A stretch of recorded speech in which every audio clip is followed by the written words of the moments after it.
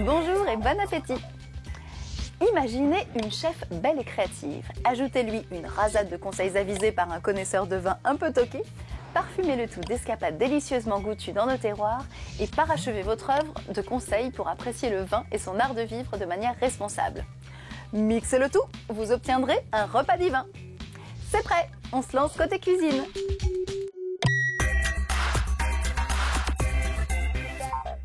Bonjour mademoiselle Ingère. Bonjour Faustine. Alors cette recette c'est simple, on dirait le sud. De quoi s'agit-il exactement? Il s'agit d'un clafoutis salé au poivron rouge, pignon de pain avec un petit coulis de roquette à déguster en entrée ou à l'apéritif. Ah, j'oubliais la liste des ingrédients.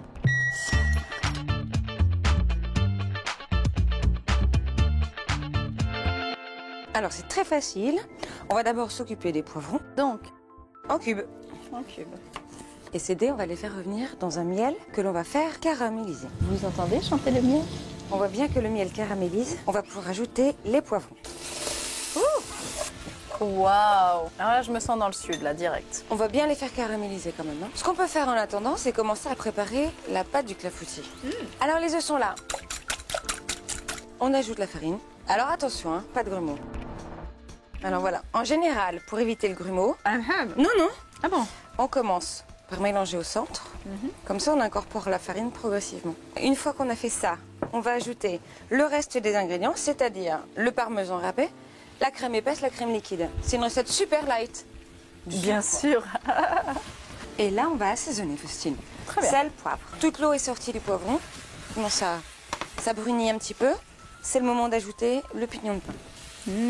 Ça a l'air délicieux ça. Bien, et bien il ne reste plus qu'à mouler le clafoutis. Pour pouvoir démouler facilement, on va mettre un petit peu d'huile. On va l'étaler sur toute la surface. Et on va d'abord verser la pâte à clafoutis.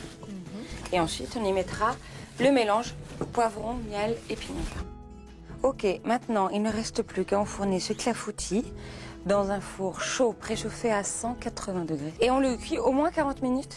Bien, pendant ce temps, eh bien, on va préparer le coulis de roquette. Waouh! On va la faire cuire tout simplement parce qu'elle est beaucoup plus facile à mixer cuite que crue.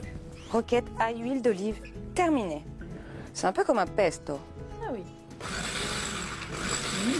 Et voilà. Le tour est joué. Regardez comme c'est beau. C'est superbe. Ça fera une vraie palette de peinture. Et si on vérifiait le clafoutis? Ah mais oui! Oh, j'ai l'impression qu'il est cuit. Il a une belle couleur en tout cas. Vous allez voir, c'est merveilleux.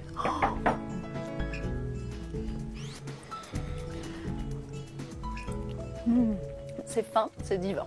J'adore. Bon appétit. Bon appétit. Hello Dominique. Hello Dominique. Ah, Faustine. Allô Dominique, c'est Faustine. Dis-moi, j'avais envie d'un repas ensoleillé. Tu n'aurais pas une idée de bouteille fraîche et acidulée? Un repas ensoleillé? Je veux bien t'aider, il va falloir que tu m'éclaires un peu. Clafoutis salé, coulis de roquette, oui, effectivement, ça sent l'été. Laisse-moi réfléchir, une région ensoleillée, des vins aux arômes généreux. Une idée, tu connais les Côtes de Gascogne? Dans le Gers, oui, bravo. Eh bien, le Gers, c'est pas seulement le premier département pour la production de vins de pays blancs. Non, le Gers, c'est là que tu vas trouver les cépages colombards, petits et gros mansins et sauvignon. Bref, des cépages aux flaveurs exotiques qui sont portés par une acidité bienvenue, ça fait ressortir le sucré de ton poivron.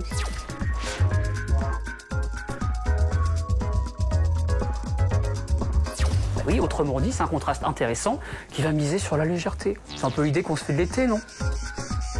Et ton beau-frère, la science, si jamais il la ramène, tu lui sers à l'aveugle en carafe, il sera bluffé.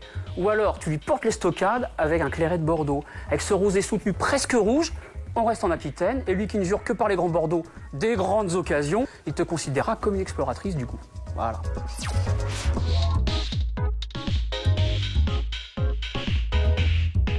En revanche, si ton beau-frère n'accroche pas avec le clafoutis, j'en connais un qui... Oui, tu m'en gardes. Il est à combien celui-ci? Maintenant, retrouvons notre bon plan évasion avec une idée originale pour découvrir à deux, en famille ou entre amis, le vin et son art de vivre.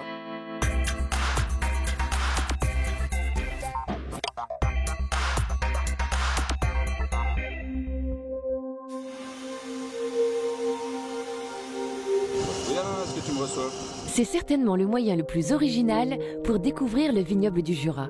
Radio à la main, Philippe Thévenot, qui reste en liaison permanente avec son associé resté au sol, vous emmènera au-dessus des vignes pour une balade aérienne de 90 minutes. Donc là, c'est notre petit, on va dire le petit ballon. On emmène 2 passagers. Donc là, vous avez la toile qui est dans le sac, la nacelle. De l'autre côté, on a une nacelle qui peut emmener par exemple 6 passagers. Il faut dire que la montgolfière se prête particulièrement bien à la découverte des coteaux viticoles jurassiens. En silence, si ce n'est le bruit des brûleurs et au gré des vents, l'engin joue avec le relief accidenté.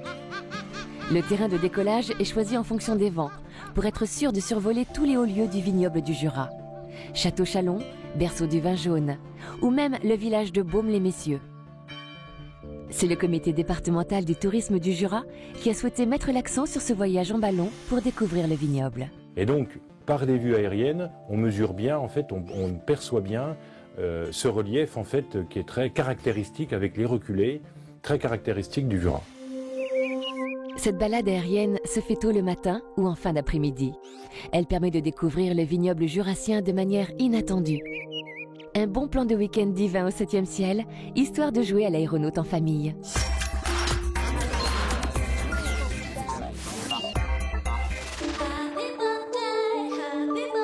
C'est votre anniversaire de mariage et ce soir votre amoureux va vous sortir le grand jeu. Un dîner dans un bon restaurant et un très grand vin datant de l'année de votre rencontre. Mais après, il va falloir prendre la route. Alors faut-il pour autant dire adieu au grand cru? Pas forcément, si on sait comment rester en dessous du seuil de 0,5 g d'alcool par litre de sang. Il n'y a pas de règle valable pour tous. Cela dépend de votre taille, de votre sexe, de votre corpulence et même de votre repas. Madame, ce soir, vous pourrez sans problème apprécier 1 ou 2 verres de ce beau millésime. Quant à monsieur, peut-être un peu plus. Cependant, le mieux est de se tester en utilisant un éthylotest pour connaître précisément votre capacité à reprendre le volant sans risque. Et si vous avez une alcoolémie positive, laissez votre voiture sur place et rentrez en taxi. Vous pouvez aussi prolonger la soirée sans alcool et vous tester 1 heure plus tard. Mais dans ce cas, attention à la fatigue. C'est une des causes majeures des accidents avec l'abus d'alcool. L'idée est que cette belle soirée reste un souvenir agréable, non ?